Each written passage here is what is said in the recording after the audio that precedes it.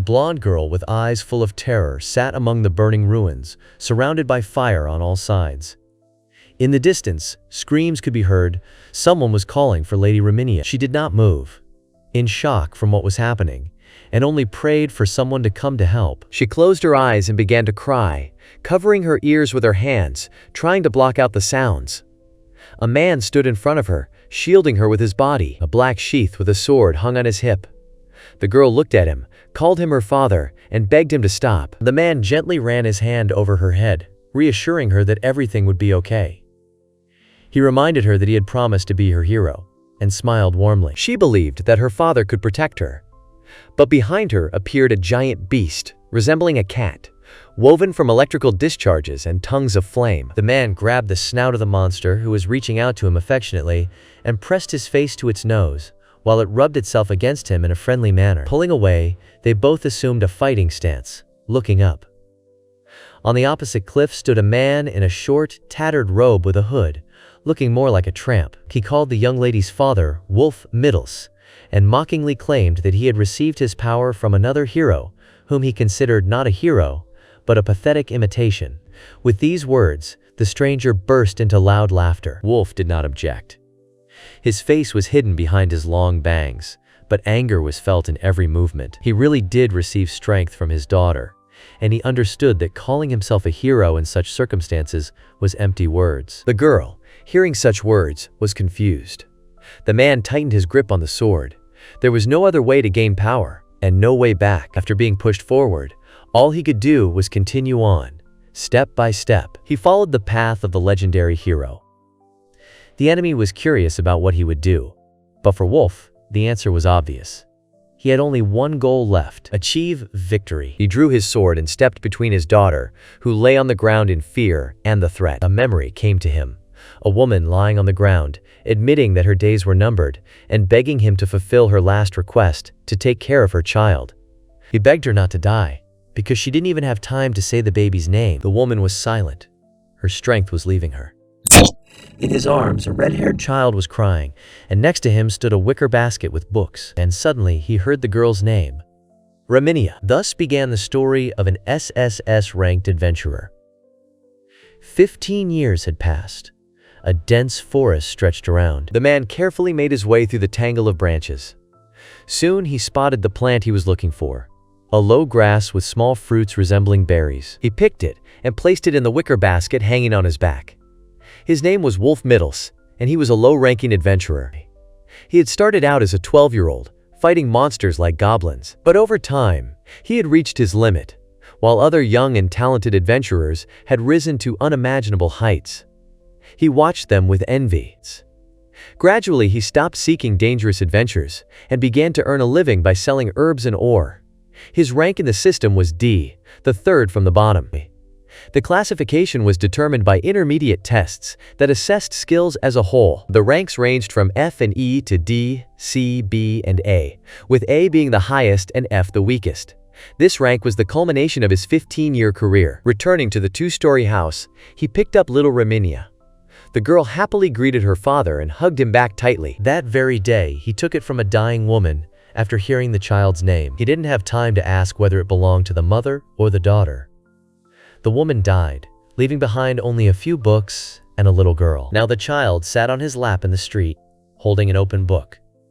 She called for her father and claimed that her mother was a genius. He received a pension from an adventurer with 15 years of experience and lived in his hometown of Nicholas, raising his daughter. At first, he didn't even know how to change diapers, which is why his village neighbors often took it upon themselves and scolded him. Sometimes he was so tired that he fell asleep right in the village, leaning against a tree trunk. Raminia grew quickly, and, unlike her clumsy father, she already remembered all the basic spells at the age of 5, which amazed him quite a bit. The book in her hands was a treatise on magical beasts. It said that about 2 centuries ago, a rift had formed in their world, from which these creatures had come. However, the author mentioned that the theory of 2 worlds had its weaknesses. Raminia admitted the possibility of other dimensions, but she did not understand where the power capable of opening such a rift could come from. She was reading the lines with fascination, while her father was watching her with slight bewilderment. The girl asked his opinion. The man, in response, asked why she chose to read the book on his lap, since he had made her a table especially for this. but she felt better next to him. Because she loved him more than anything in the world, she immediately wrapped her arms around him. He smiled warmly, returning the embrace. 3 years passed. A cry spread through the village that Beowulf had appeared in the vicinity. The villagers began to talk among themselves in disbelief. A C-rank monster. How could it break through the protective barrier, especially since there was not a single adventurer in their village? The crowd surrounded the headman, an elderly man with a cane, demanding advice. He sadly said that there was no other way out. They would have to leave the village and go away. Wolf stepped out of the crowd, raising his hand. He declared that he was ready to face the danger. One of the residents rushed to dissuade him, reminding him that he was already retired and of low rank and would not be able to cope with the monster. But Wolf himself understood this perfectly well. His home was here, and he had to protect his daughter, who clung to his leg in fear, clutching the fabric of his clothes with her small fingers. He stroked her head and froze as she reached out her tiny fist to him. With tears in her eyes, the girl unclenched her father's fingers and asked him to promise that he would return alive, extending her fist even closer. He touched it with his own, assuring her that he would definitely return to her. Among the ruins, where only fragments of houses and buildings remained, stood a monster on 4 massive paws with long, sharp claws. Threads of thick saliva hung from its mouth. Wolf stood in front of him with his sword at the ready. The monster leaped forward with a swift leap, opening its mouth, but the man managed to meet the attack with his weapon. The blow of the paw was so strong that he was thrown back. The enemy was clearly superior to him in strength. Pulling back its paw, the beast attacked again, and this time it hit its target. Sharp teeth closed on Wolf's shoulder, and his face was distorted with pain. Horror froze on the faces of the child and the very villager who had tried to dissuade him.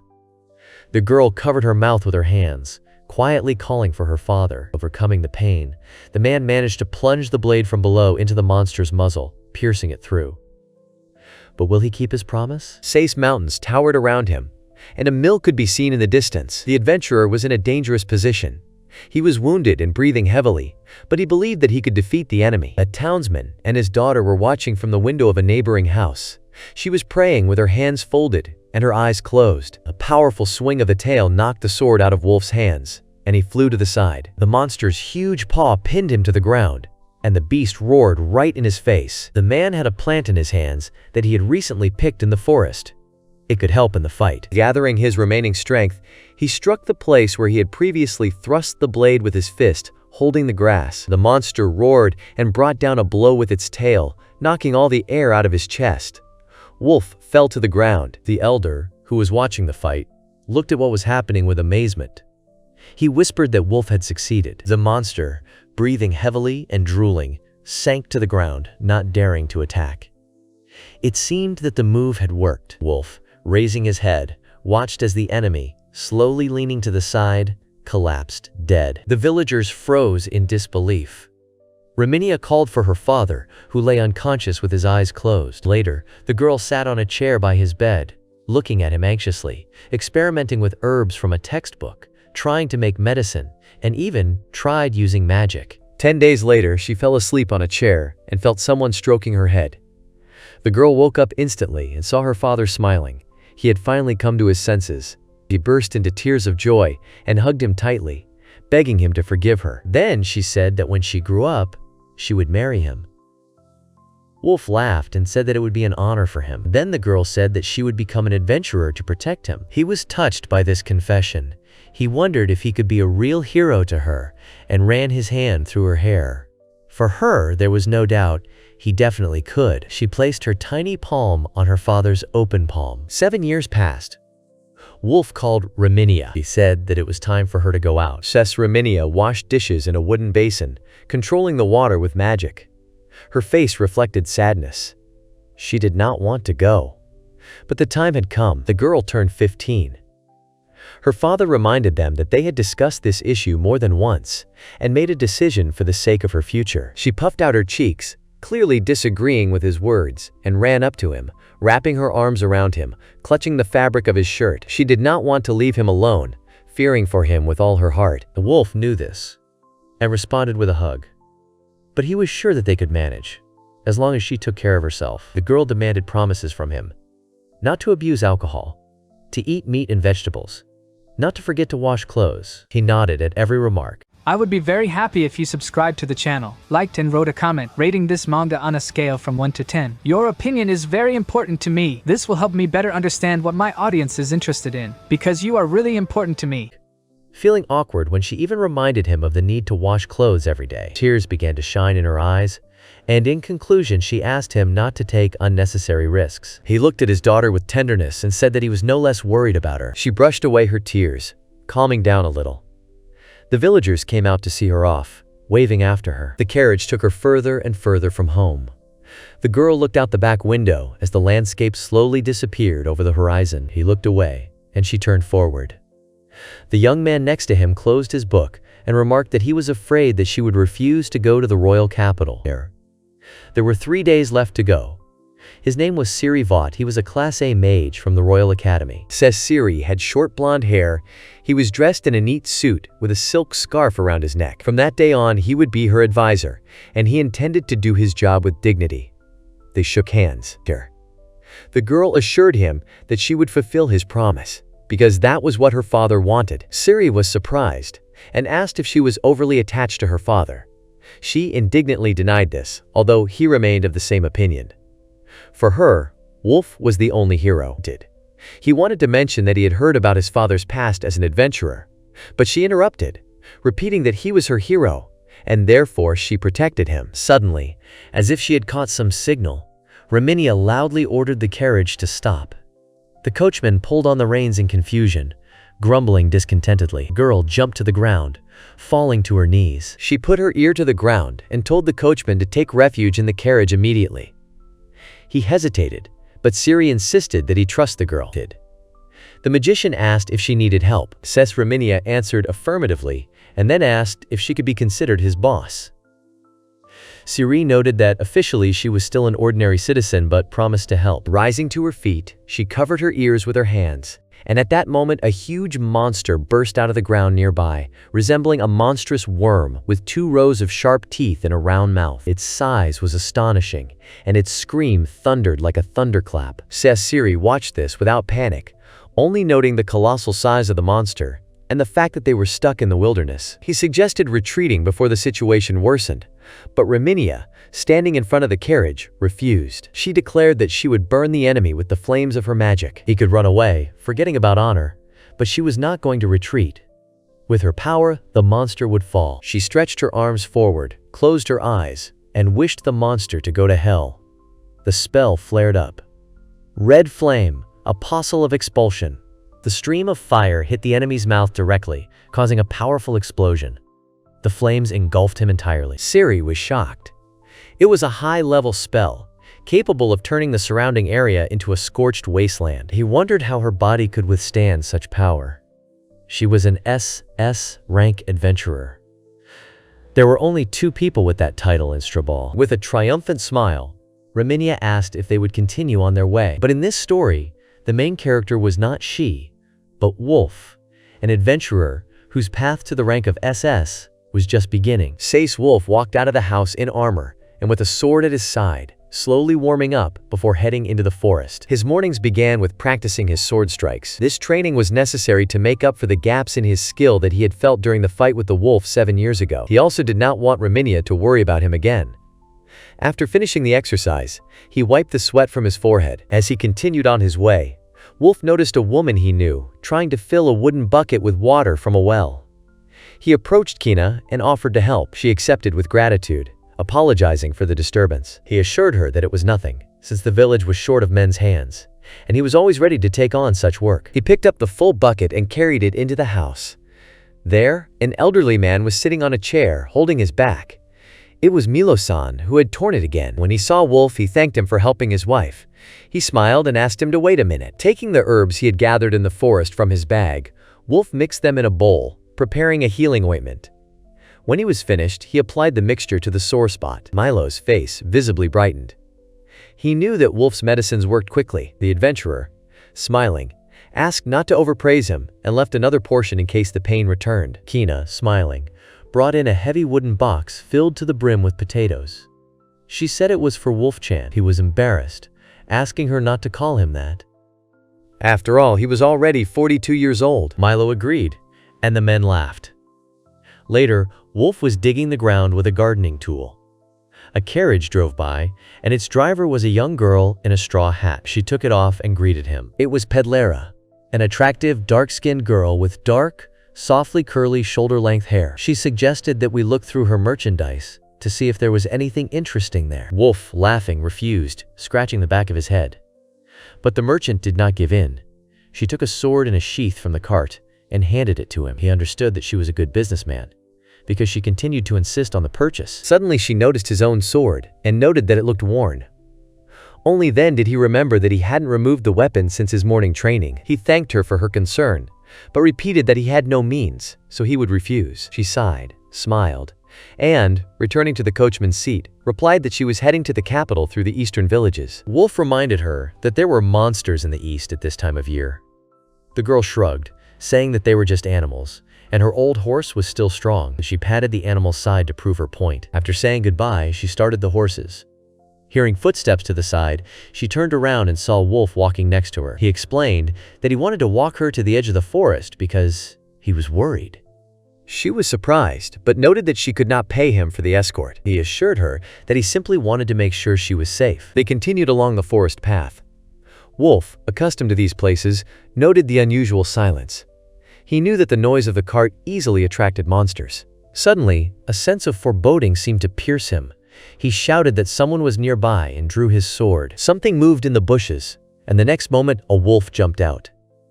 Wolf managed to parry the attack, but the girl behind him became scared. He was surprised, because there should have been a barrier around the village. It was hard to hold back the beast's onslaught, and he shouted to Pedlera to run to the village immediately and warn everyone. She stumbled in response, not wanting to leave him. But, parrying another attack, Wolf jumped up to the horse and slapped it on the side. The animal and its driver rushed forward. The girl managed to shout that she was counting on him. At that moment, he remembered the promise he had made to Raminia before she left, not to take risks. With a bitter smile, he mentally apologized to his daughter, deciding that perhaps he was not living up to his role as a father. The wolf prepared to attack again. The beast lunged at him, and Wolf barely had time to parry. With each passing moment, it became harder to parry the blows, and suddenly he noticed something strange. The wolf's movements seemed slow, and his own reactions became more acute. Dodging the attacks, he struck back. He drew closer and slashed his sword at the top of the beast's front paw. The wolf howled and fell, blood splattering the ground. When Wolf looked at his weapon, he realized that the blade was broken, leaving only the hilt. At that moment, another wolf rose from the side, and the man thought it was mocking him. The monster lunged, trying to grab him with its jaws. Wolf barely dodged and tried to hold the beast with his bare hands. Blood was dripping from his leg. His strength was rapidly leaving him. The monster's fangs were dangerously close to Wolf's face. Midras was terrified. Was this the end? All he could see was an open mouth full of sharp teeth. He had lost his weapon, and now all he could do was desperately hit the enemy with his fists. Gathering his strength, he hit the beast right in the face. The monster's face was left with visible marks from the blow. It fell to the ground again, this time with one blow. Wolf, who had his back to it with his arms still outstretched, turned around, wondering if he had managed to defeat it. Later, a crowd of villagers gathered in the center of the village. Near the cart of a woman in a straw hat, people were discussing what had happened. The girl turned around and exclaimed when she saw him. He looked exhausted, covered in blood, but his face showed almost no emotion. She and the others rushed to him, saying that she did not know how to thank him for saving her, and noting that he was covered in blood. Wolf insisted that he was fine, but the merchant sharply called him irresponsible and self-confident, not wanting to think about the consequences. She said this loudly, clenching her fists and clearly expressing displeasure. Wolf, a little embarrassed, scratched his cheek and asked if she knew how to skin a killed animal. When she answered negatively, he pointed towards the forest and said that it was an A-rank monster, worth a lot of money, and she could sell it to hire guards. The merchant was surprised and refused, since he had killed the prey, not she. Wolf just sighed, noting that he was not a merchant, and therefore there was no point in her. Turning around, he walked away, declaring that he was going to wash up and rest. The villagers watched him go with stunned faces. The merchant saw him off with her mouth open, at a loss for words. Another day, Wolf forged himself a new sword, pleased with the result. The blade was as good as new. There was only one more problem to solve. He stood in front of a wall with a huge gap and fragments of boulders that were once part of it. Looking at the hole, he stated that it was destroyed. Lost in thought, he crossed his arms and closed his eyes. He didn't have the strength to repair the barrier. But he couldn't rely on his daughter forever, who had recently left for the capital. Her image came to mind, and he decided to ask the guild for help. After examining the stones that had once been part of the barrier, he looked up at the sky. By this time, Raminia had probably already arrived in the city. In fact, she was still on the road, looking sadly out the carriage window. Siri noticed that they couldn't see their home village from here. The girl puffed out her cheeks, wondering if her father took care of himself, in particular, if he washed his clothes every day. Siri was surprised that this was what she was worried about. He irritably reminded her that her father had recently been attacked by a wolf and could have died. But, realizing what he had said, he covered his mouth with his hand, as if he had let it slip. Raminia looked pleased and assured him that everything was fine. Snapping her fingers, she added with a smug smile that she had done something for her father. Yes, the monsters around the village were low-ranked, but outside the barrier everything was different, and she decided to ensure him. Siri became interested and asked for clarification. She proudly told him that she had used magic to strengthen her father's body, raising his level significantly above his previous level. Siri was shocked. This was a high-class spell. They exchanged silent glances. Siri noted that victory in combat depended on factors other than strength. However, for Raminia, her father was the strongest, because he lived in her heart. To emphasize her words, she touched her chest with her finger. At that moment, Wolf himself, going about his business, suddenly felt a strange excitement. Raising his head, he saw a figure in a fluttering robe and hat standing on the edge of the cliff. The stranger's ears were pointed, like an elf's. He sullenly asked what Wolf was doing there. The adventurer, confused, asked the same question. The stranger with the wooden staff stood motionless, but then he extended his hand forward, and Wolf noticed a shining ring on his finger. From the staff he knew he was a magician. From the pointed ears it was obvious he was an elf. The magician jumped off the cliff holding his hat and asked if Wolf had heard anything about the wolf. He asked again in surprise. The magician explained that one of the wolves had wandered into these lands, but he couldn't see it now. Wolf asked if the beast belonged to the elf himself. It turned out that the monster had destroyed a neighboring village, and the guild turned to the mage for help. As proof, he showed a letter related to his task. Wolf realized that this was the same lone wolf he had recently defeated. The elf looked incredulous. He asked Wolf what rank he was.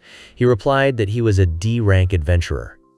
The mage doubted that someone of that level could defeat the beast. Wolf agreed, but added that the destroyed barrier could have been the reason for the wolf's appearance. The mage said that he had been chasing the monster himself, and that it had probably broken through the defense by hitting it. With a gloomy expression, Wolf said that if the barrier's destruction was an accident, then so be it, but the mage could at least repair it. This wall was a lifeline for the village ahead, where he himself lived. In response, the mage kicked the wall, causing the crack to become even larger. He explained that a barrier had recently been installed that could be destroyed with enough force, and that whoever had created it was inexperienced. Wolf felt irritated, but the mage, not paying attention to it, again spoke of the wolf, and demanded to know where his corpse was so that he could hand it over to the guild for a reward. Sales Wolf said that he had given the beast to a familiar merchant. The magician flared up with anger, saying that it was wrong to do so, and demanded that she name the merchant or return the carcass herself. Irritated,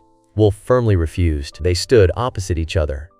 The magician, not holding back his rage, grabbed the staff and, stretching his hands forward, cast the spell Thunderflash. Everything happened instantly.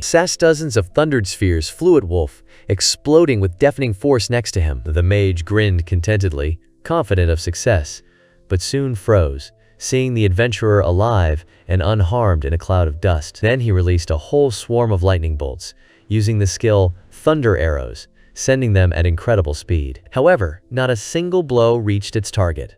Wolf somehow dodged each one. Without wasting time, he rushed towards the elf. The magician decided that he had gone mad, but the next moment proved otherwise.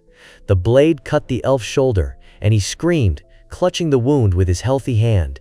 Wolf calmly said that he would not kill him. The magician did not understand why he was left alive, but the reason was simple.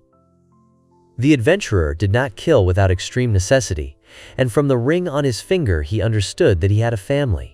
Wolf asked if he could restore the barrier. The mage admitted that it would not be difficult. Then Wolf suggested that he do so, feeling guilty for giving away the carcass without knowing who it belonged to. He bandaged the mage's wounded arm and asked him to hold on. The elf, slightly puzzled, asked his name. Wolf smiled and gave his full name. The magician promised to remember it. Meanwhile, Siri tried to wake Raminia, telling her that they had arrived at the royal capital. Ahead of them stood a massive wooden gate, beyond which stretched rows of buildings. The girl looked out the window with admiration, her hair fluttering in the wind. People were walking along the streets, busy with their own affairs. Siri asked if she was here for the first time. Raminia thought for a moment. This was her second visit, the first time she came for an investigation. And then she did not expect that her article would be appreciated so highly. Siri noted that at that time she was only 12 years old. He apologized for not being there then, explaining that he was in another department. The girl, looking out the window, was worried about whether she would be received there. Siri assured her that the king was going to meet her personally, and there was no doubt about her reception. Raminia was delighted, smiling as children ran past the carriage. Later, the maid was tightening her corset. Raminia asked what kind of outfit it was, to which the maid asked in surprise if she didn't know it was a dress. The assistant next to her explained that such attire was required for a meeting with the king. The girl was indignant because she had recently been in her own clothes, but she was suddenly changed in front of almost 24 people. She recalled how the maids asked her not to twitch while pulling on her dress. She cried out in displeasure that even 100 people in her village would not have embarrassed her as much as this scene. Siri suggested that she was not too shy when she was seen, but Raminia interrupted sharply, saying that she did not intend to marry anyone except her father. The maid warned that she was going to tighten her corset and told her to take a deep breath. She was distracted by the maid's words and, confusedly asking what she was going to do, at that very moment she felt the corset being tightened to the limit, which caused Raminia to scream and not hold back a sharp curse. Her legs were shaking from the unfamiliar heels. She thought that it would be better to dress like Siri, but it was his work uniform, comfortable and practical. The guy seemed to enjoy teasing her displeasure. Raminia decided that it was not her fault, but the uncomfortable outfit itself. Siri said that she was far from the first person he accompanied to meet the king, and the girl decided to leave everything to his discretion. They moved along the corridor and soon reached their destination. Ahead of them was a huge hall full of people in ceremonial clothes. On a dais, to which carpeted steps led, sat the king, an elderly man with a long beard and a crown on his head. His first question was whether this was really Raminia Midris. The girl knelt down and bowed her head, saying that it was an honor to meet him. She gave her name and added that she was the daughter of Wolf from the village of Nikiris. Still without looking up, she expressed her sincere gratitude for the honor bestowed upon her. The king repeated her words, admitting that he had never heard of Wolf of Nikiris, and turned to General Zenhurst, who was standing next to him. He was a man with many scars on his face, a short beard, and long hair. With an unpleasant smile, he replied that he also did not know this man or the village itself. The king asked not to take this to heart. He remarked that the man who raised her was probably very brave and hardworking.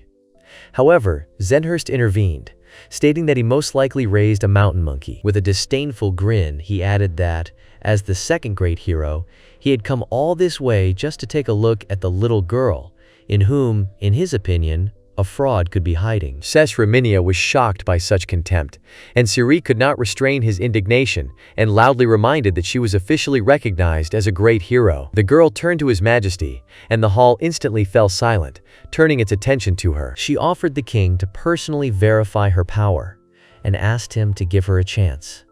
He quickly agreed, but specified how exactly she was going to show it. Placing her palm on her chest and showing no sign of embarrassment, Raminia proposed a duel with General Zenhurst, if he himself did not object, of course, and looked at him. Zenhurst, although looking irritated, forced a smile and accepted the challenge.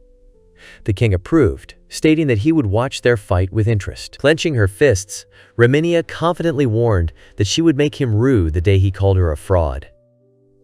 And it seemed that these were not empty words. Rank adventurers complete over 100 quests a year, are proficient in 2 types of higher magic, and have over 10 special skills. Siri and General Zenhurst, although they did not participate in the quests, were of the A rank in magic and skills. Raminia was 2 steps higher. She was an SS rank adventurer and held the title of a great hero. Siri shook his head, realizing that the training fight would still take place. He paced nervously in his office. Zenhurst commanded the army and held the title of a brave commander. His pride would be seriously damaged if a 15-year-old girl proved stronger. Siri turned to Raminia and asked if she was listening to him. Instead of answering, she loudly exclaimed that she would never wear that dress again, causing Siri to flinch and cover his ears. Left in her underwear, she threw the dress on the table and calmly noted that she had heard everything he said. She didn't care about the Count's pride. He had insulted her father and therefore deserved to be torn to pieces. Clenching her fists, Raminia swore to do it, otherwise she would not calm down. Siri thought it was the first time he had ever heard someone promise to cut her into pieces in casual conversation. He carefully asked if she had a chance of winning. After all, her opponent was an experienced warrior, albeit lower in rank. But Raminia did not consider this a problem. Raminia put on her usual clothes and seemed to be no longer worried about anything. The magician calmed down, thinking that with her powers she could defeat the general with one spell, but the girl immediately clarified that she would not do this. Such a victory would be unfair, so she does not use magic in battle. She seemed more interested in the new work blouse she was admiring, while an irritated Siri watched her silently, at a loss for words. Soon he decided to ask a question. She explained that she would not only give up offensive magic, but also state-altering magic. Siri covered his face with his hand, clearly depressed by this confession. When she called him, he, still confused, asked what she wanted. Raminia enthusiastically asked about General Zahurst's strengths. It seemed that she had already formed a plan in her head. Meanwhile, in the village, Nakiris Wolf was harvesting from the vegetable beds. Sighing, he wiped the sweat from his forehead and put the vegetables in a wooden box. Holding a fresh radish in his hands, he remembered Raminia as a baby and became sad, clearly missing his daughter. A neighbor approached him, asking if the girl was having fun in the capital. Wolf was sure that she was okay. As a father, he knew that she was smart, understood her situation, and would act responsibly. The woman agreed that Raminia had always been diligent. The proud father knew that her strength was in the fact that she secretly worked harder than everyone else. Looking at the clear sky, he only hoped that his daughter would not give up. At this time in the capital, Raminia was walking down a long corridor and suddenly turned around, as if hearing her father's voice. Siri asked what happened, but she only smiled and suggested that they move on. The large stadium was full of spectators who had come to watch the fight between the young sorceress and General Zenhurst. In the center was a round arena surrounded by columns and stairs. In the middle, the general was already standing with a weapon in his hands.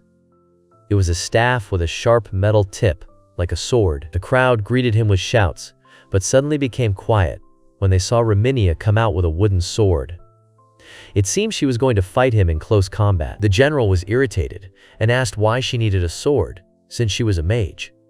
The girl replied that it was part of her tactics. The Duke warned her not to make excuses later, as if it was not serious, and Raminia agreed. Siri called her from behind the stage, asking her to be careful. She thanked him for his concern, which made the Count laugh, but Siri was sure that she would be fine, because she was strong. The king and his retinue sat on the balcony of the neighboring building, watching the arena. He raised his palm, giving the signal to begin the fight. The fight began. Raminia actively attacked, but the general confidently parried her blows without going on the offensive. Having parried one of the attacks, he made the girl jump back and rest her hand on the floor. The crowd screamed loudly. The blow was faster and heavier than he expected.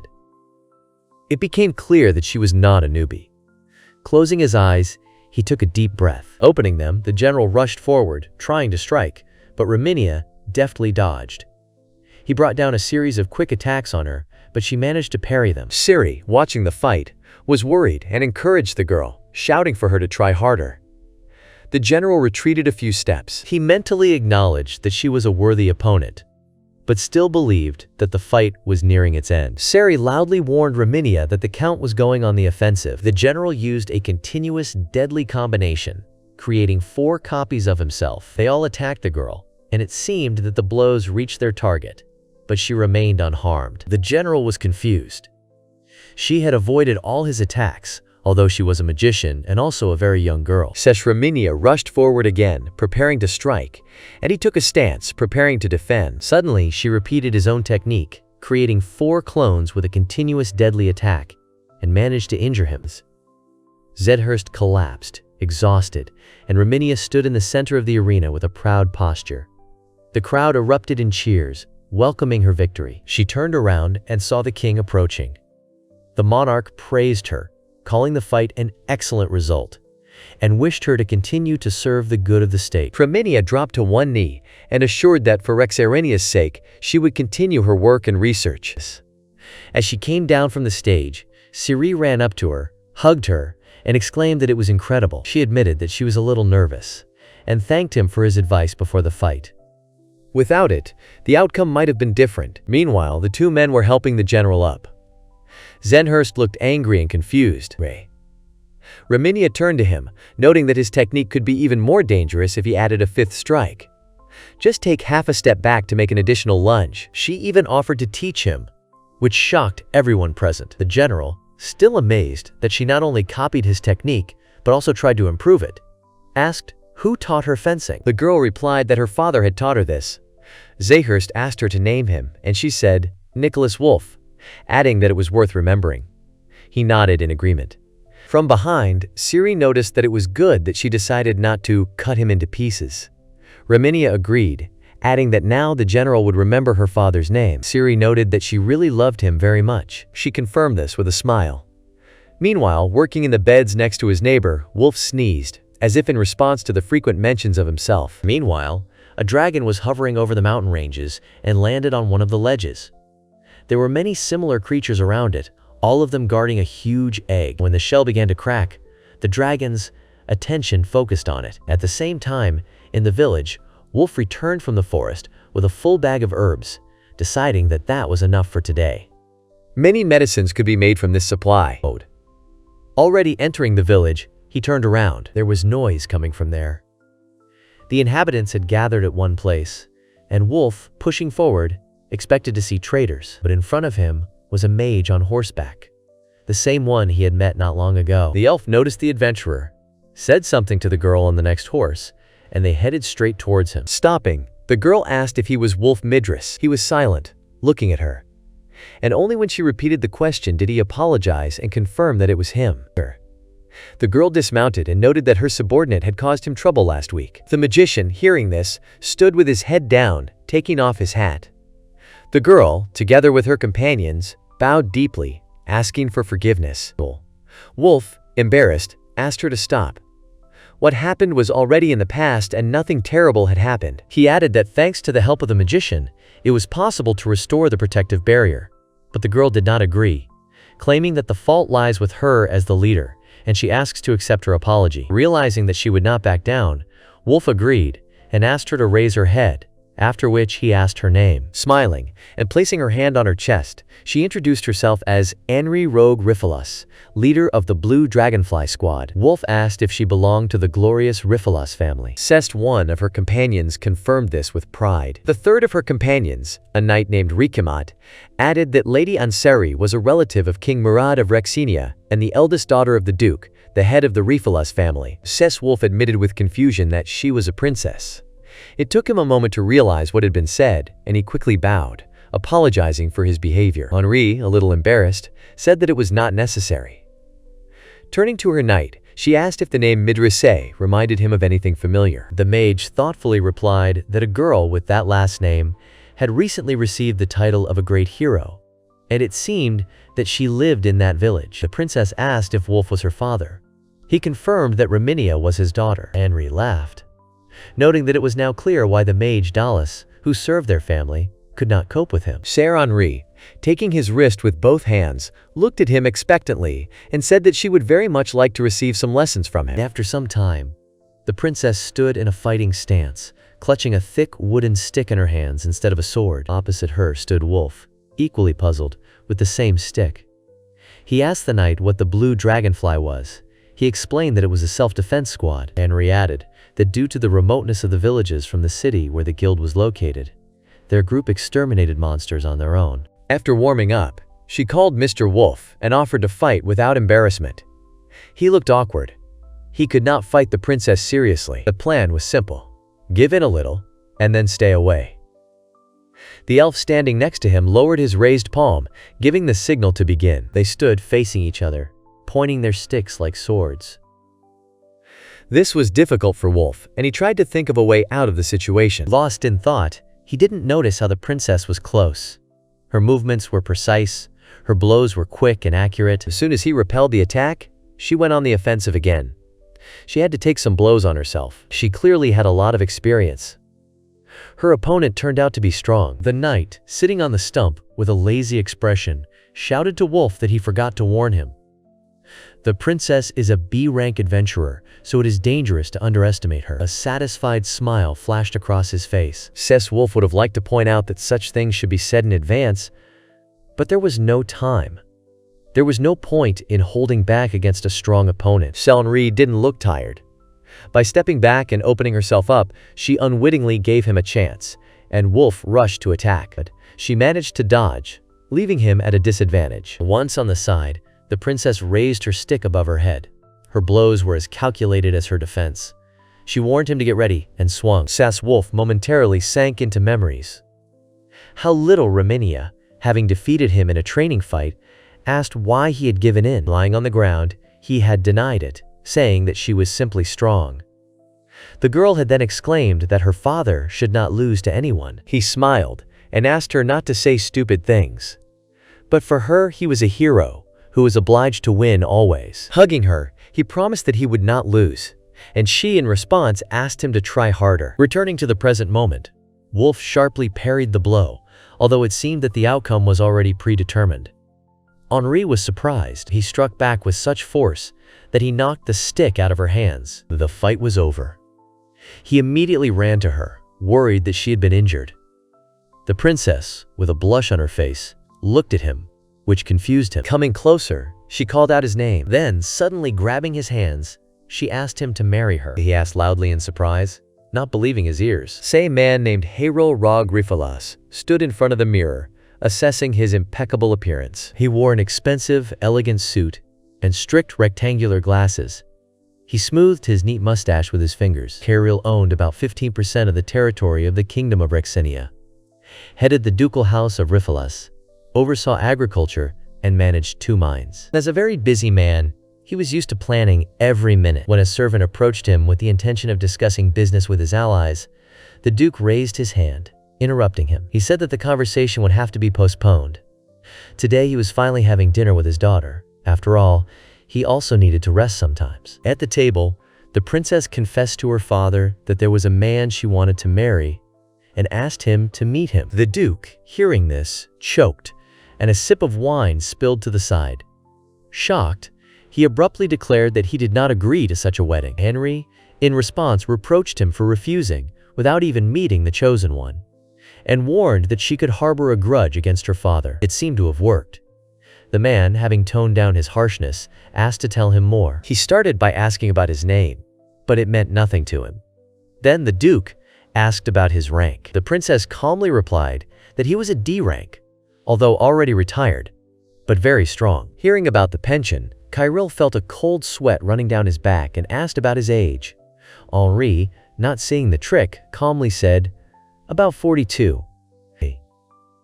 These words finally finished him off, and he fell face down on the table. He stood up abruptly and slammed his fists on the tabletop, exclaiming that he would not allow his daughter to marry an old man. He demanded that she think about the age difference. Henri agreed that there was one, but assured that the power of love would overcome any obstacles. The Duke clutched his head. This was not the first time that Henri had fallen head over heels in love with a man who was stronger than her. If this tendency was not stopped, then next time she would bring a dragon into the house. The thought of a dragon lingered in his mind. Kyril called Remote and asked how things were going with the mine. The knight replied that they had not yet found any adventurers of rank A or higher who could handle the problem. To this, the Duke said with a sly smile that he understood everything. He turned to his daughter, asking if she knew that a dragon had settled in the mine. After hearing an affirmative answer and a counter question about the solution to the problem, he declared that if her chosen one could kill the dragon, he would receive an invitation to their home. Antri was pleased with this condition.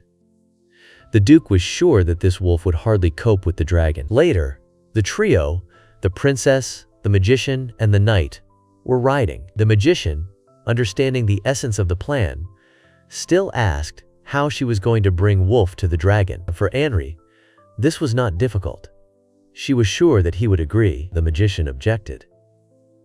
Wolf is no longer an adventurer, he has retired, and is unlikely to accept the challenge. The knight agreed that it would not be easy to persuade him. The princess thought about it and came up with a plan. The elf burst into Wolf's house, shouting that Anri had fallen into the clutches of a dragon. The surprised man jumped up from his chair, asking if he had heard correctly. The magician was amazed that he was believed the first time. He remembered the lady's words that the hero would certainly save the princess. And of course, he understood that it was a lie. An agitated Wolf headed for the door, saying that he needed to contact the guild immediately, but the mage stopped him. He assured him that delay was dangerous and asked Wolf to help personally, otherwise the dragon could eat Kaori. Sace Wolf was surprised that they were asking him for help.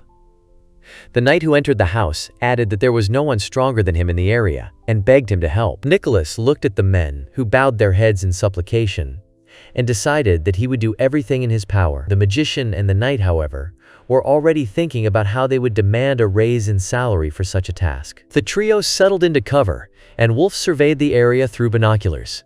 He counted at least 12 dragons. The magician assumed that they had gathered here to procreate, and that somewhere inside, there must be a female dragon hiding in the depths. Sace Wolf noticed that he couldn't see Princess Anri anywhere. The magician hesitated and admitted that it was true. The knight almost let it slip that she was fine, but then corrected himself, stating only that she was alive. The adventurer wanted to believe it. However, the companions felt a weight on their souls from their own lies. The knight asked what they would do next. In response, Wolf laid out on the ground everything he had brought with him. They turned out to be medicines and the tools for making them. He told his astonished comrades to just watch. Sace Wolf began to grind the herbs and sprinkled the resulting mixture onto the stacked logs, then brought the torch to them. Thick smoke rose from the flames, enveloping the dragons. Under its influence, the monsters fell asleep one after another. The knight noted that dragons usually have a high resistance to such effects. The magician asked with interest whether Wolf would tell the composition of his remedy. He replied that he had learned about it from a female adventurer he knew, and promised to reveal the recipe after the case was completed. The magician thanked him and asked about the price, but Wolf refused the money. He explained that he had received this knowledge for free, so he did not charge. In fact, he found the recipe in a book left by Raminia's mother. He changed the ingredients, but the remedy apparently worked. The adventurer led his companions down the slope. The knight, walking behind, wondered where the D-rank adventurer got such techniques to fight dragons. The magician turned to the delayed knight and asked what was the matter. Sace. Meanwhile, on the other side of the mountain range, the Duke was watching the scene through his binoculars. Henri asked him what he thought of her fiancé. Errol admitted that there was something unusual about Wolf, and that he didn't seem to have lived in the wilderness all his life. Overjoyed, the princess wanted to clarify whether this meant consent to the marriage. But her father interrupted her with a loud refusal, explaining that he had only put the wyverns to sleep and not driven them away. Henri had to cover his ears from the scream. She was upset to the point of tears, but quickly pulled herself together, assuring him that it was not a problem, because Mr. Wolf would certainly be able to defeat the dragons. She folded her hands in a prayerful gesture and looked up at the sky. Everyone present felt a sharp gust of wind and covered their heads. A huge wyvern was rapidly descending from the sky. Meanwhile, in the royal capital, Suri was sitting on the sofa with a book, and Remania, resting her hands on her cheeks, was looking boredly into the void. She asked him to let her go home. Siri angrily refused, reminding her that she had sent back all the magical tools and materials that the country had given her on her own initiative. Because of this, the leadership of the Research Institute became interested in her. He explained that she had to stay here until the experimental equipment she had ordered arrived. Remania, as if ignoring the lecture, said that she was worried about her father. She explained that she was worried that some woman might cheat on him. Siri just chuckled, finding it unlikely. Meanwhile, Wolf and his companions were examining one of the sleeping wyverns. The mage couldn't believe that the dragons were actually asleep, and was increasingly amazed at the knowledge and skill of the D-rank adventurer. Wolf himself was no less surprised. Although he had learned a lot from books, in his last battles he had demonstrated disproportionate strength and incredible agility. Only one person could do something like that. Wolf noted that the princess's safety was the most important thing now. He suggested that they search for her while the wyverns were sleeping. Remat scratched his face and looked confused, as did the mage. Both quickly came up with a new version of events. The adventurer was surprised, but realized that the order had originally come from Duke Rifalis and was to destroy the wyverns. Richemont agreed with this and added that if the princess was returned without eliminating the monsters, Antri could be punished. Therefore, the knight argued, for her sake, it was necessary to destroy the dragons. Wolf noted that there were too many enemies, but the interlocutors assured him that they would fight with him, although they acknowledged the scale of the threat. After some thought, Wolf drew a diagram of the dragon on the ground, circling its tail, and suggested cutting it off. Wyverns, being magical creatures, are excellent flyers, but move slowly on the ground. Losing a tail would throw them off balance in flight, turning them into helpless carcasses. Because of the regenerative ability, there are no pain receptors in this part of the body, so they should not wake up. The mage got the idea and agreed that then it would be easy to finish off the enemies. All that was left was to act immediately. He cast the Windblade spell and aimed it at the tail of the nearest wyvern. The knight had to work with a sword, and he involuntarily envied those who possessed magic. The mage countered that Ricamot's swordsmanship was equivalent to A rank, if not higher. At that moment, Dallas sensed danger from above and looked up to see a wyvern approaching. She was already gathering flames in her mouth. The magician was stunned that one of them was not put to sleep. Wolf, who was nearby, instantly jumped up, intercepted the enemy's path, and with a powerful swing, struck the head with his sword. The companions watched in amazement as he landed, and the wyvern, cut in half, fell from the sky. Remont noted that he had cut its body, and the mage added, in half, and with a steel blade at that. Midres declared that he was leaving the battle on their conscience, and he himself went in search of Anjari. He headed alone into the depths of the mine, mentally hoping that she was okay. As he moved forward, he noticed a cracked, empty egg in the center of the cave. This meant that the mother dragon was not there, but the warmth of the shell indicated that she was somewhere nearby. Antri was also nowhere to be seen. At that moment, a furious roar was heard from the exit, and Midris rushed back to the place where the mother dragon was descending on their group from the air. The Duke was running towards them, shouting for Rimot and Dallas to help Andri. The mage asked in a panic if the princess wasn't with him. Wolf didn't understand why she should be with the Duke. Rimot, peering through binoculars, noticed Rogue trapped in the monster's clutches. The Duke confirmed that the dragon mother had kidnapped his daughter and begged him to save her. Meanwhile, the monster was gathering fire in its mouth.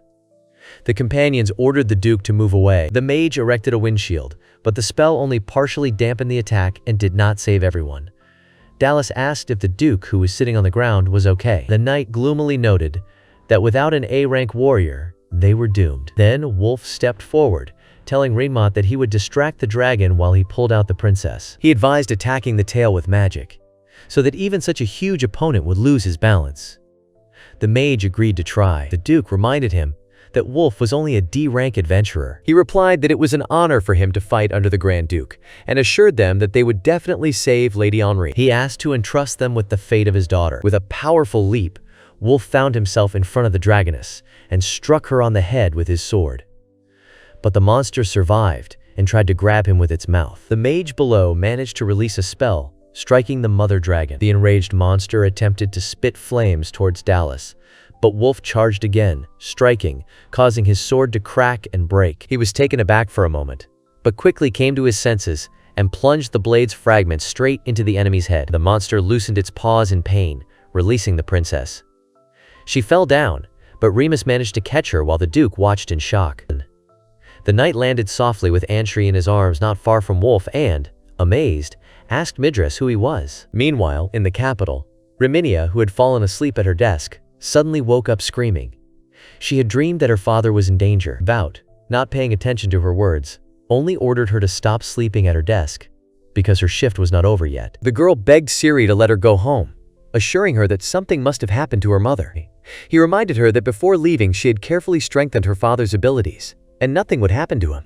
But Reminia continued to worry, for which she was reproached for her childish whims. Suddenly she closed her eyes, stretched out her hand and began to recite a spell, asking the sacred tree for the blessing of pure water and protection from evil. She called upon the holy key of demon exorcising powers and summoned the Sword of the Northern Lights, a weapon capable of destroying darkness even in the twilight. Again, Siri did not understand what she had in mind. Two bright magical seals appeared in front of her, the light of which blinded even those outside the laboratory. Siri was amazed and doubted whether this was a dream. A holy weapon appeared right in front of her, which Reminia immediately sent to another place with a spell. When Siri asked, she answered that she had given it to her father. She assured him that Wolf would not be confused even if the sword appeared unexpectedly, such as while he was cooking. The blade was set to disappear as soon as the danger passed, and therefore, in her opinion, there would be no problem. Siri clutched his head, realizing that there were already too many difficulties. Meanwhile, in the cave, Wolf stood before the mother dragon, who was rising to her paws.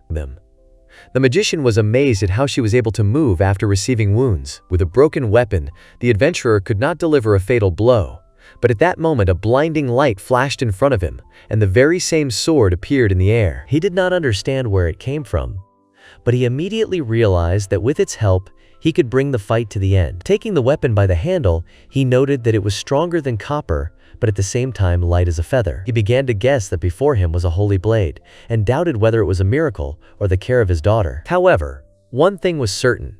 With such a weapon, he would be able to defeat the dragon. The mother dragon breathed out a stream of flame, but Wolf easily deflected it with his new sword. The fire was reflected back at the beast. The people behind him could not believe that he was able to deflect the dragon's breath. The adventurer turned to his companions, but at that moment the princess ran towards him, shouting his name. He noted with relief that she was all right. Henri noticed the blade in his hands, and he called it a gift from a capricious goddess. Then, putting aside the conversation, Wolf announced that he would distract the mother dragon, and the others should attack. Suddenly, other dragons began to appear from all directions.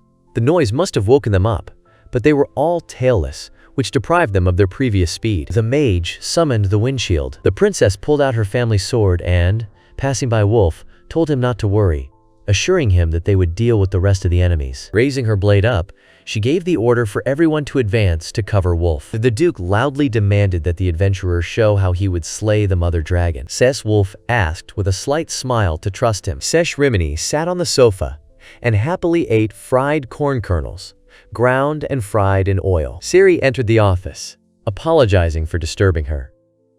He asked how powerful the strengthening spell she had cast on her father was. The excited girl wanted to tell him more about it, but Siri admitted that he just wanted to pass the time, and asked what class of monster she thought he could handle. According to her, a fight with a Class A creature could be dangerous for him, especially if he, possessing magic, tried to test his strength on a stronger magical opponent, risking getting seriously injured. She just laughed, assuring him that everything would be fine with her father, because he was strong enough. Cleverly changing the subject, she asked again to let her go home, but was instantly refused. Meanwhile, in the mine, Wolf made a fatal mistake and lost his arm.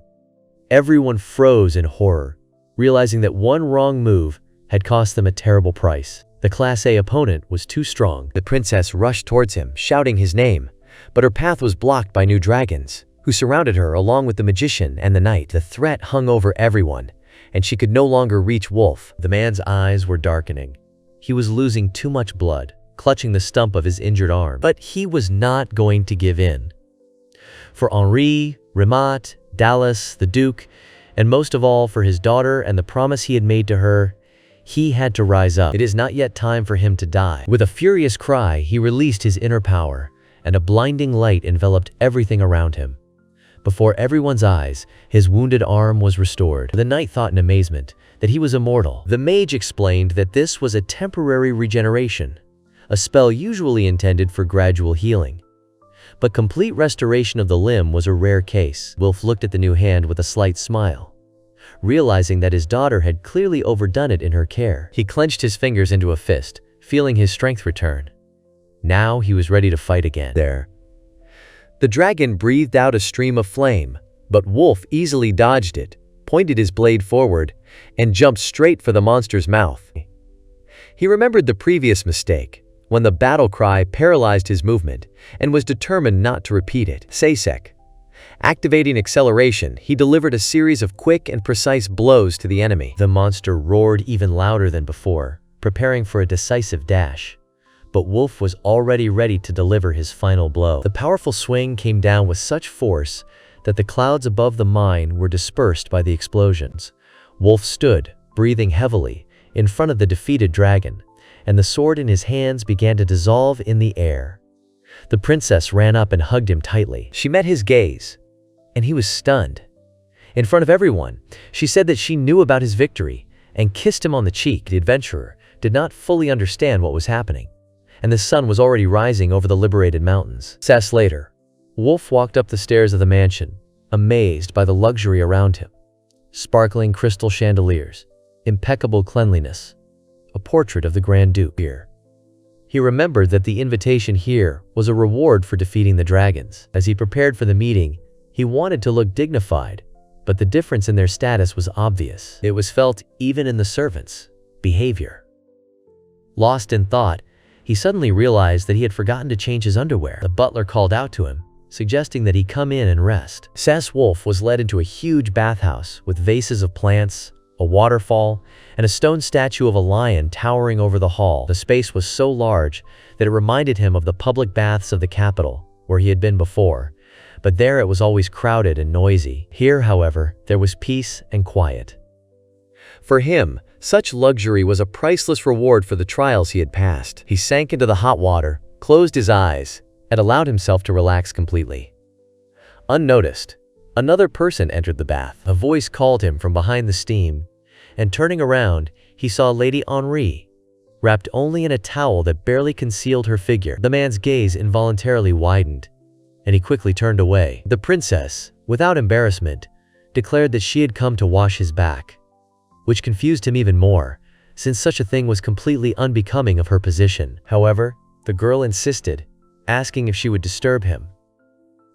A slight embarrassment was evident in her voice and movements. Wolf, as if losing his common sense, agreed, but only if she washed his back. So he found himself sitting on a chair, covered with a towel, while the princess gently rubbed his back. When asked how he felt, he admitted that it was pleasant, and noted that no one had shown such care to him for a long time. Inquiring about the reason for her action, he was told that it was a way to thank and, at the same time, apologize. He asked her in bewilderment what she was guilty of, and the girl explained that she had accidentally slipped and fallen on his back. At that moment, he felt her body touch his, and the blood rushed to his face. He tried to keep his thoughts within decent limits, reminding himself of her age and status. Only the thin fabric of the towel remained between them, and he knew that he should not give in to temptation. Trying to move away, Andre slipped again and fell backwards, and the towel slid off her body, ending up right on the adventurer's face. Having taken it off, he involuntarily froze, seeing the girl completely naked. The princess, noticing his gaze, admitted that she felt awkward from such close attention. Wolf quickly pulled himself together, handed her the cloth, and asked if she was okay. Andreas, looking down in embarrassment, apologized, explaining that she always became absent-minded when she wasn't holding a sword. The man assured her that it wasn't a problem, and even noted that such a trait only added to her charm. Hearing this, she smiled. At that moment, a maid entered the bathhouse, announcing that the preparations were complete. The princess screamed in surprise, and then, casting a farewell glance at Wolf, said that they would see each other soon, and left. Left alone, he thought as he dressed, that he should forget this incident as soon as possible. Putting on his shirt, he went out into the corridor, where a maid stopped him and asked him to wait. Before him stood a guard in full dress with spears. A moment later, the Duke appeared, dressed in a luxurious suit, with a majestic appearance. Next to him was Henri. The Duke thanked Wolf for his feat, and the man involuntarily noticed that his daughter looked dazzling. The princess was wearing a long white dress with a low neckline and bows at the back, and her hair was neatly pulled back. Wolf's cheeks turned pink, and he quickly looked away. The Duke praised the victory over the Dragon Mother, and offered the hero to express any wish that he would try to fulfill. The princess listened with a slight smile, and behind her stood the magician and the knight. Wolf, stammering, said that he acted only to help Lady Ankari and did not need a reward. The Duke, sighing, noted his selflessness, but offered another option. This proposal was an invitation to enter the service of the Duke's house. The terms included a decent salary, befitting a Class A adventurer, and the rank of captain, as well as the opportunity to acquire a house in the capital. However, Midres bowed politely and declined, explaining that he had retired from business and dreamed only of a quiet life in the village. Henri intervened, pointing out that her father admired his strength, but Wolf insisted that his goal was to prepare a place for his daughter to return to. The Duke, smiling, acknowledged his stubbornness. Having accepted the refusal, he offered to at least accept the award as a token of gratitude. It would be a disgrace for the House of Rifalas to let the savior go without some kind of reward. Wolf suggested that instead of a personal reward, They buy the goods from a merchant who occasionally comes to his village. This girl had once given him a sword as a token of gratitude for saving him, although she had tried to sell it herself. He had offered to pay her many times, but she had always refused.